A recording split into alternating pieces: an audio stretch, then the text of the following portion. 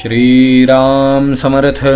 श्री गणेशाला, शारदेला, समर्थ सद्गुरूंना, सूतांना, सनकादिकांना, शुकाचार्यांना वंदन करून क्षणभर नामस्मरण करू. श्रीमद्भागवत सारामृत कथेचे श्रवण करू. ओम नमो भगवते वासुदेवाय. ओम नमो भगवते वासुदेवाय. ओम नमो भगवते वासुदेवाय. ओम नमो भगवते वासुदेवाय. ओम नमो भगवते वासुदेवाय. गोपाल कृष्ण भगवान की जय. सच्चिदानंद रूपाय विश्वोत्पत्त्यादि हेतवे तापत्रय विनाशाय श्रीकृष्णाय वयं नमः. श्रोते हो नमस्कार. शुकाचार्य राजा परीक्षितीला म्हणतायत, राजा, आनर्ताधिपती श्रीमान रैवतो रेवतीं सुताम ब्रह्मणा चोदितः प्रादाद बलायेति पुरोदितम. मी तुला अगोदरच सांगितलंय की आनर्त देशाचा राजा श्रीमान रैवत यांनी आपल्या रेवती नावाच्या कन्येचा विवाह ब्रह्मदेवांच्या प्रेरणेने बलराम दादांशी लावून दिला. परीक्षिता, भगवानपि गोविंद उपये मे कुरुद्वः. भगवान श्रीकृष्णांनी सुद्धा स्वयंवरासाठी आलेल्या शिशुपाल आणि त्याचे पक्षपाती असलेल्या शाल्व आदी राजांना मोठ्या शौर्याने हरवून सगळ्यांच्या देखत गरुडाने अमृत हरण केले. त्याप्रमाणे विदर्भ देशाच्या राजकुमारी रुक्मिणीचे हरण केले आणि तिच्याशी विवाह केला. लक्ष्मीचा अवतार असलेली रुक्मिणी राजा भीष्मकाची कन्या होती. हे ऐकल्यावरती राजा परीक्षितीने हात जोडले आणि तो म्हणाला, महाराज, भगवान भीष्मकसूताम रुक्मिणीं रुचिराननाम. मुनिवर्य, आम्ही ऐकलंय की भगवान श्रीकृष्णांनी भीष्मक नंदिनी सुंदरी रुक्मिणी देवीशी राक्षस विधीने विवाह केला.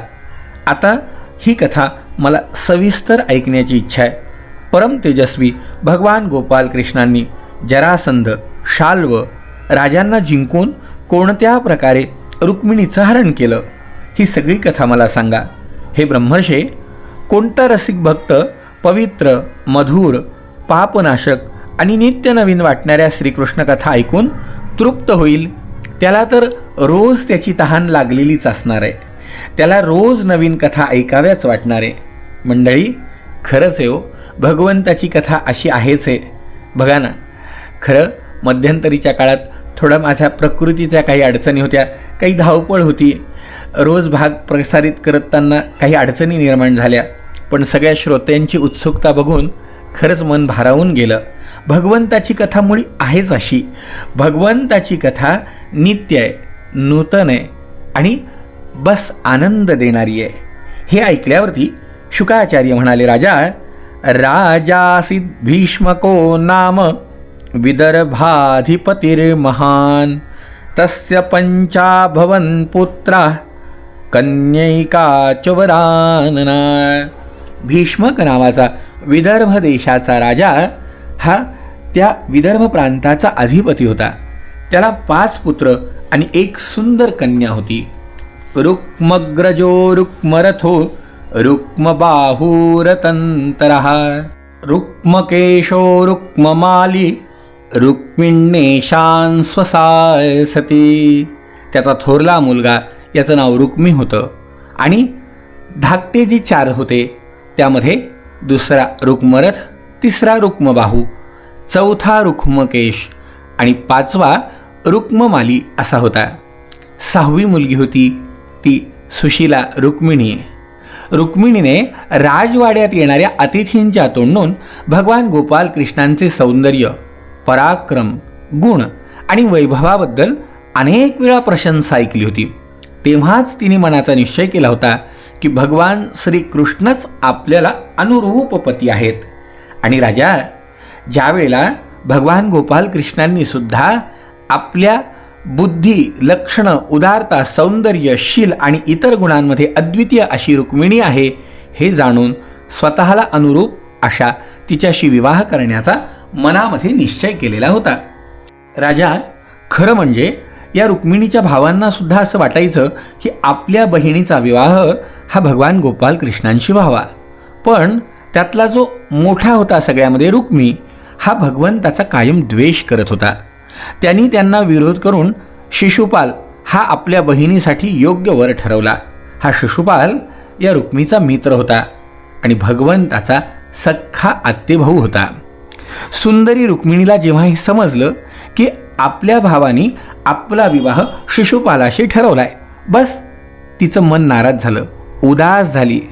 मनामध्ये विचार करायला लागली की काय करावं, आपल्याला तर शिशुपालाशी लग्न करायचं नाही, आपल्याला करायचं आहे मनी भगवान हिरावरला, मनी भगवान हिरावरला, या वाचून या इतर पुरुष जे पितया सम किमला, मनी भगवान हिरावरला. रुक्मिणी बघतीये मनामध्ये खरं म्हणजे मी भगवंताशी विवाह करण्याचा निश्चय केलाय, बस आता त्या वाचून या इतर पुरुष जे पितया सम की मला, सगळे पुरुष मला पितया सम आहे. आता माझी बुद्धी मन मी भगवंताला अर्पण केलंय. अनेक विचार मनामध्ये यायला लागले, काय करावं काय करावं काय करावं. बस एक तिचा निश्चय झाला की आपण ही गोष्ट भगवंताच्या कानावर घालावी. विचारांती तिने एका विश्वासपात्र अशा सुदेव नावाच्या ब्राह्मणाला आपल्याकडे बोलावलं आणि एक सुंदर पत्र लिहिलं आणि भगवान गोपाल कृष्णांकडे त्याला ताबडतोब पाठवलं. द्वारकांस समभेत्य प्रतिहारै प्रवेशितः. हा ब्राह्मण दरमुक्काम दरकोस करत करत करत द्वारकापुरीला आला. जेव्हा हा द्वारकापुरीला आला तेव्हा द्वारपाल त्याला राजमहालात घेऊन गेले. तिथे त्यांनी आदिपुरुष भगवान गोपाल कृष्णांना याची भेट घालून दिली. श्रीकृष्ण सोन्याच्या सिंहासनावर विराजमान झालेले हे जेव्हा ब्राह्मणाने पाहिलं आणि त्या ब्राह्मणाला भगवंतानी पाहिलं, त्याला पाहिल्याबरोबर ब्राह्मणांचे परमभक्त भगवान गोपाल कृष्ण आपल्या आसनावरून खाली उतरले आणि त्यांनी त्याला आपल्या आसनावरती बसवलं. ज्याप्रमाणे भक्तांनी भगवंताची पूजा करावी त्याप्रमाणे भगवंतानी त्या आलेल्या विप्राची पूजा करायला सुरुवात केली. ब्राह्मणाचं भोजन विश्रांती झाल्यावर संतांचे आश्रयस्थान असलेले भगवान त्या ब्राह्मणाजवळ गेले आणि आपल्या हातांनी त्याचे पाय चेपीत चेपीत अत्यंत शांतपणे विचारायला लागले, कच्चित द्विजवर श्रेष्ठ धर्मस्ते वृद्ध संमतः. हे थोर ब्राह्मणा, आपले चित्त नेहमी संतुष्ट असते ना? आपल्या पूर्वजांपासून चालत आलेल्या धर्माचे पालन करण्यात आपल्याला काही अडचणी तर येत नाही ना? अहो संतुष्टोर्यही वर्तेत ब्राह्मणो येन केनचित. जे काही मिळेल त्यातच जर ब्राह्मण संतुष्ट राहिला आणि आपल्या धर्मापासून जो च्युत झाला नाही तरच तो संतोषच त्याच्या सर्व कामना पूर्ण करू शकतो. मंडळी, भागवतामध्ये भगवान गोपाल कृष्णांनी आवर्जून उपदेश करताना हे वाक्य वापरलंय, महती वर्णन करताना हे वाक्य वापरलंय, ब्राह्मण तोच ब्रह्म जानाति ब्राह्मणा. त्याचं लक्षण काय आहे? सगळ्यात महत्त्वाची गोष्ट संतुष्ट, आणि जो संतुष्ट आहे तोच ब्राह्मण आहे. भगवान म्हणतात संतुष्टो हि यहिर वर्तयेत. जो संतुष्ट असतो, जो धर्मापासून च्युत होत नाही, छोट्या छोट्या गोष्टींसाठी धर्म सोडत नाही, तर तो जो संतोष त्याच्याजवळ असतो ना, म्हणजे आपल्याजवळ असलेला भावच आपल्याला भगवत प्राप्ती करून देण्यास समर्थ आहे. म्हणजे बघा, भगवान गोपालकृष्ण सांगतायत की संतुष्ट असलेला व्यक्ती, त्याचा जो संतोष आहे हा संतोषच त्याच्या सर्व कामना पूर्ण करतो. मग मला सांगा, आपण संतोषी असणं गरजेचं आहे की नाही? संतुष्ट असणं गरजेचं आहे की नाही? सगळ्यात महत्त्वाची गोष्ट आहे. आपल्याला असं वाटतं कोणीतरी देईल, नाही मंडळी, भगवंतानी इथे निर्णय देऊन टाकला की खरं म्हणजे आपला संतोषच आपल्याला प्रसाद म्हणून आपल्याला संतोष समर्पण करू शकतो आणि सगळ्या कामना पूर्ण करून देऊ शकतो. आणि असंतुष्ट जो असतो, तो असंतुष्ट मनुष्य देवांचा राजा जरी झाला तरी त्याला सुखासाठी एका लोकातून दुसऱ्या लोकात वारंवार भटकत राहावं लागतं. पण संतुष्ट मनुष्य काहीही नसलं तरी सर्व प्रकारच्या तापांपासून मुक्त होऊन सुखाने झोप घेऊ शकतो. सहजपणे प्राप्त झालेल्या वस्तूंमुळे जे संतुष्ट असतात, ज्यांचा स्वभाव संतांसारखा असतो आणि जे सर्व प्राण्यांचे परमहितैषी असतात, जे अहंकाररहित आणि शांत असतात, त्या ब्राह्मणांना मी सदैव मस्तक लववून नमस्कार करतो. भगवान स्वतः सांगतायत सुदेव ब्राह्मणाला, महाराज, राजाकडून आपल्याला सर्व प्रकारचे सुख मिळतंय ना. आपण जिथून आलायत, ज्या राज्यामध्ये प्रजेचे चांगल्या तऱ्हेने पालन होतंय आणि ती आनंदाने राहती, तो राजा मला प्रिय आहे. हे ब्राह्मण, आपण कुठून आलात, कोणत्या हेतूने आलात आणि कोणती इच्छा मनात धरून एवढा अवघड मार्ग आक्रमण करून इथपर्यंत आलात? जर काही विशेष गुपित नसेल तर आम्हाला सांगा. आम्ही आपलं कोणतं काम करावं, आम्ही आपल्याला काय सहकार्य करावं? लीलेनेच मनुष्यरूप धारण करणाऱ्या भगवान श्रीकृष्णांनी हात जोडून जेव्हा भगवंतांनी अशा प्रकारे आपल्याला प्रार्थना केलेली पाहिली, तेव्हा त्या विप्राणी, त्या सुदेव ब्राह्मणाने भगवंतांना रुक्मिणीने दिलेलं 7 श्लोकांचं पत्र दिलं. नंतर भगवान गोपाल कृष्णांना ते पत्र त्यांनी वाचवून दाखवलं.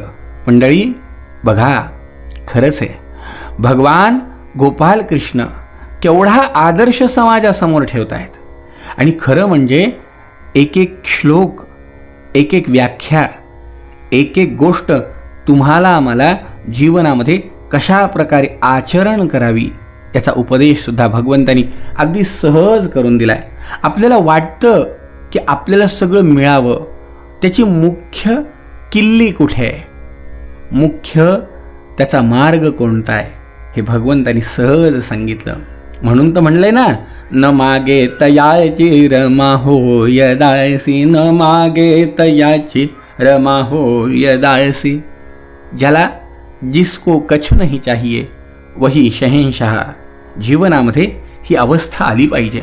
कर्म तर करावंच लागेल, पण कर्म करत असताना कर्मफळ, फळावरती लक्ष ठेवण्यापेक्षा कर्माकडे लक्ष ठेवावं आणि कर्म करून आपण संतुष्ट राहण्याचा प्रयत्न करावा. भगवंताला इथे अपेक्षित काय आहे, तर संतुष्टता आहे. आपण बघा, आज मला सांगा, समाजात काय नाही हो, सगळं काही आहे. प्रत्येकाजवळ सगळ्या गोष्टी आहेत. एक सोडून 2-2, 3-3, 4-4, 5-5 आहेत. पण त्याच्यातनं मिळणारं समाधान, त्याच्यातनं मिळणारी शांती, त्यातनं मिळणारा आनंद, त्यातनं मिळणारा एक विचार, जो विचार आमच्या भविष्यातल्या जीवनाला आकार देऊ शकतो. नवे नवे आमची इहलोकाची यात्रा पूर्ण करून परलोकात जाण्याचा मार्ग सोपा करू शकतो. तो विचार कोणता असेल, तर सगळ्यात महत्त्वाची संतुष्टता. कारण आडवतेच येतं ना. मला सांगा, प्रत्येक गोष्टीत माणसाचा जर विचार हा फक्त हव्यासाचा राहिला, प्रत्येक गोष्टीमध्ये तर त्याला हवंच राहिली, प्रत्येक गोष्ट कायम जर त्याला वाटलं की नाही मला ह्याच्यापेक्षा जास्त पाहिजे, ह्याच्यापेक्षा, मग तो तृप्त होईल कधी? आणि जो तृप्त होऊ शकणार नाही त्याला पुढचा मार्ग मिळेल कसं? एका गोष्टीवरती जर तृप्तता मिळाली नाही तर त्याच्या पुढचा प्रवास होईल कधी? आपल्याला तर खूप मोठा प्रवास करायचा आहे. या प्रवासामध्ये आपण संतुष्ट असणं गरजेचं आहे. बरं, विशेष आहे, भागवतात भगवंत सांगतायत का? अहो नाही, भगवान गीतेत सुद्धा भगवंत हेच सांगत होते अर्जुनाला, अर्जुना संतुष्टम सततम योगी. माझा भक्त कसा पाहिजे? संतुष्ट पाहिजे. जे आहे त्यात संतुष्ट पाहिजे, मिळेल त्यात सुखी राहण्याचा प्रयत्न केला पाहिजे. आणि ठीक आहे ना, असतं माणसाला वाटतं की हे नाही हे असावं, ते नाही ते असावं, मान्य आहे, पण कुठपर्यंत? काही त्याला मर्यादा आहेत. ती मर्यादा जर ओळखता आली तर जीवनाचं कल्याण आहे. मग या ब्राह्मणाने भगवंताच्या हातामध्ये ते 7 श्लोकांचं पत्र दिलं आणि ते पत्र भगवंतानी पाहिलं, मात्र आनंद वाटला. आणि ते पत्र सुदेव ब्राह्मणाने भगवंताच्या आज्ञेवरून भगवंताला वाचून दाखवलं. काय त्या पत्रामधले 7 श्लोक आहे, काय त्या पत्राचा आशय आहे, आणि ते पत्र वाचल्यानंतर भगवान काय करतात, हा दिव्य इतिहास ऐकण्याचा प्रयत्न करू उद्याच्या भागामध्ये. जय जय रघुवीर समर्थ.